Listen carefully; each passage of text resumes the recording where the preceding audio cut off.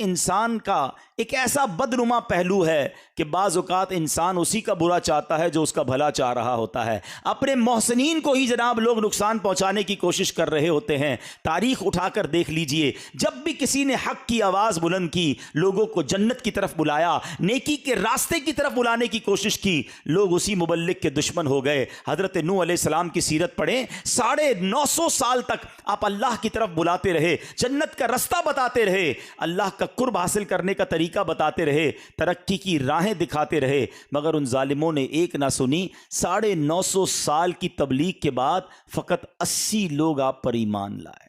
حضرت نوح علیہ السلام کی جو سیرت ہے نا پیارے اسلامی بھائیوں، یہ ہم سب کے لیے بہت بڑا سبق ہے.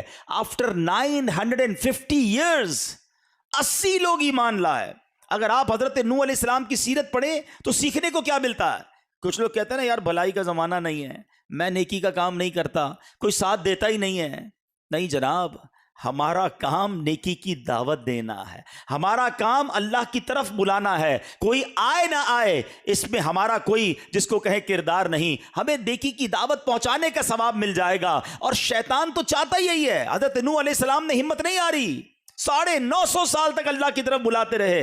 آج کوئی ہمارا بھائی نیکی کی طرف ایک قدم بڑھاتا ہے، کبھی ذہن بنتا ہے یار مسجد بناؤں، کبھی ذہن بنتا ہے کسی کو جناب نیکی کی طرف بلاؤں، اور سامنے والا حوصلہ توڑ دے یا کسی طرح ڈسکریج کر دے تو بندہ کہتا ہے یار اب میں نے کوئی نیکی کا کام نہیں کرنا. کوئی ساتھ تو دیتا نہیں، کوئی جواب تو دیتا نہیں، الٹا دل توڑ دیتے ہیں، مجھے کیا پڑی یہ نیکی کرنے کی.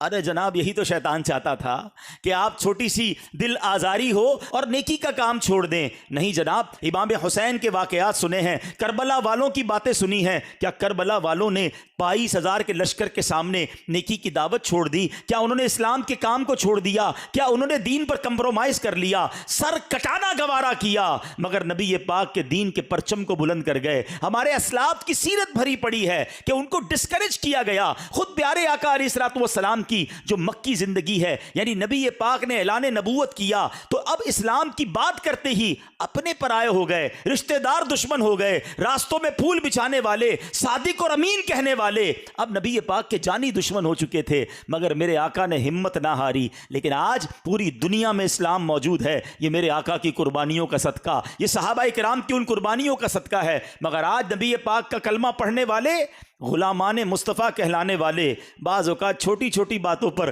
دل توڑ دیتے ہیں. نہیں جناب، ہم نے نہیں کرنی نیک کا کام. ہم نے دعوت اسلامی والے بھی مجھے سن رہے ہیں، مدنی قافلے میں جاتے ہیں، کوئی دل توڑ دے، بیان کرنے گئے کسی نے ساتھ نہیں دیا، ہم کہتے نہیں بھائی اب نہیں جائیں گے. ایسا نہ کیا کرو. شیطان چاہتا یہی تھا کہ تم کسی طرح نیکی کے راستے سے ہٹ جاؤ. تو اے پیارے اسلامی بھائیوں، یہ ہسٹری رہی ہے. اگر آپ انبیاء کی ہسٹری پڑھیں، آپ صحابہ کی ہسٹری پڑھیں، اولیاء کرام کی ہسٹری پڑھیں، ان کو ریڈ کارپٹ ویلکم نہیں ملا، ان کو بھی بڑی مشکلیں اٹھانی پڑی، ٹائم لگتا ہے.